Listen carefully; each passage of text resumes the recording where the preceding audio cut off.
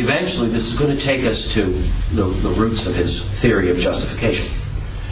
But to understand this, we've got to take a step back and look at Luther's theology of original sin. Okay? And baptism. Original sin and baptism. And to understand Luther on this, you've got to go yet another step back and consider the doctrine of the medieval Augustinians, including the great Peter Lombard. Okay? It was often asked in the Middle Ages, what exactly is the core or the essence of original sin? Okay? And Peter Lombard read Augustine as maintaining that the very essence, heart, and core of original sin is disordered desire. There's a fancy Latin word for that. Concupiscence. Concupiscentia. Okay? Concupiscence. It means disordered desire. Okay? Any over-responsiveness to the passions of the flesh? Yes. But also any over-responsiveness to the temptations of wealth and the world and so on. Disordered desire. And you could have, in the Catholic understanding, you could have this disordered desire, obviously, even while you were resisting it. Let me ask you this. Has anybody here ever resisted a temptation? Well, I would hope so. We wouldn't want to be like that lazy Mark Twain, once attributed his long life to the fact that he'd wasted no energy resisting temptation. Well, I sincerely hope that you have all resisted some temptation. You feel the temptation, that's the disordered desire, but you're resisting it. You're not consenting with your will. Clear? All right. But Peter Lombard taught, and he had some quotations in Augustine to support this, that this disordered desire, whether consented to or not, disordered desire itself was the very heart and soul of original sin. It was what Adam had unleashed in us by his act. Original sin in us was identically this disordered desire. Okay? Now then, I appeal to those of you who are theologically better equipped. There is a more famous, more correct definition of original sin. Comes originally from St. Anselm, then from St. Augustine, then it's ratified at the Council of Trent. What is the better and more famous definition of original sin? As it is in us. All from grace. Close. Close.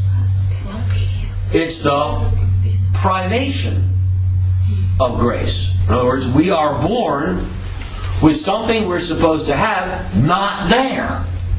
Right? And privation of grace. Privation of a supernatural element. That's what St. Anselm thought was original sin. That's what St. Thomas agreed was original sin.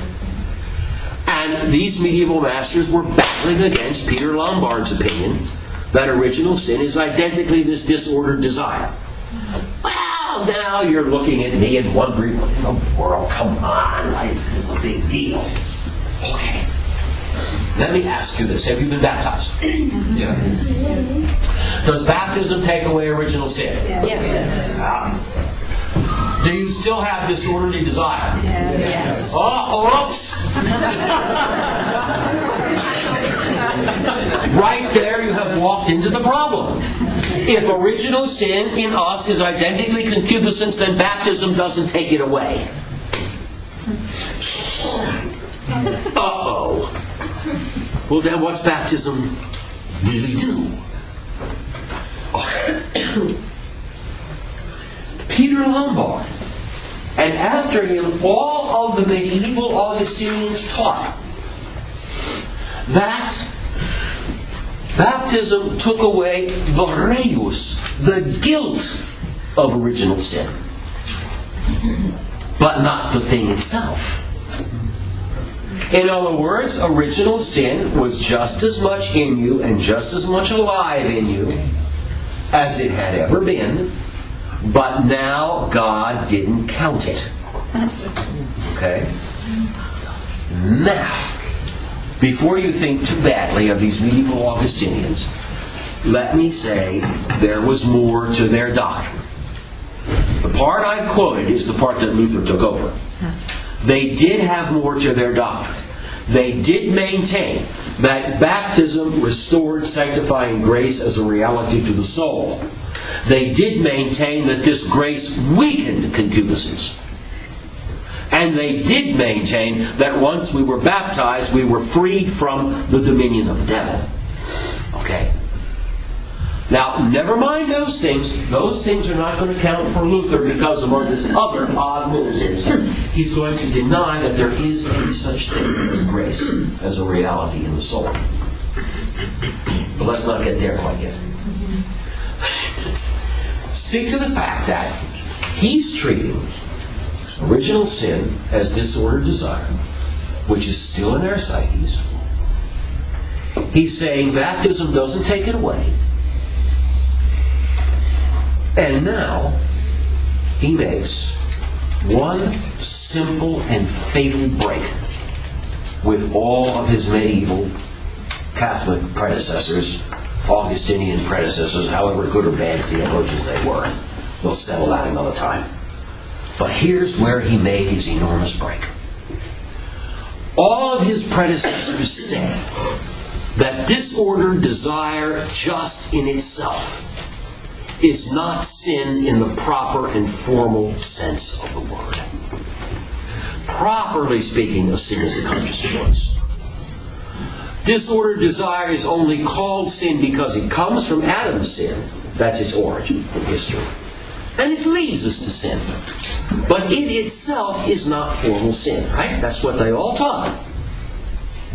But Luther said, no. It is sin.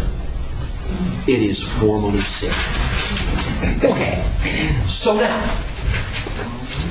let's suppose that you are I don't know, young fellow in the toils of adolescence. You're 18 and feeling all the old hormones and all that. And you are tempted by some flossy advertisements and things. And you resist that temptation. You tell yourself custody of the eyes. Good for you. But according to Luther, you've already sinned. Have the temptation and you're sinning. Resist the temptation and you're still sinning. The sin is to have the temptation. To sin and to be tempted are the same thing. All of a sudden. Okay. This is revolutionary. Now concupiscence is real sin. Now look. Do you know in your conscious mind all of the inner layers of your subconscious as you go through life, as you make decisions? Suppose you decide to resist a temptation. Good for you. Custody of the eyes, you remind yourself. Do you know for an absolute fact that within your motivation to make that morally good choice, there wasn't some little bit of, I got to keep up my self-respect, you know? Luther would call that very subtle vice of pride.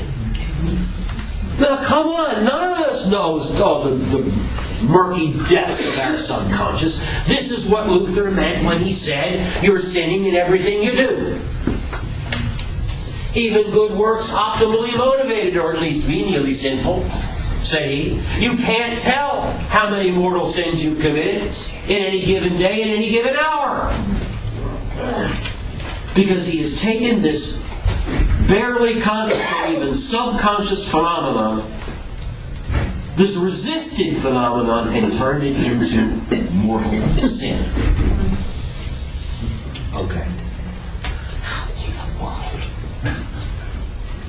How in the world could somebody do that?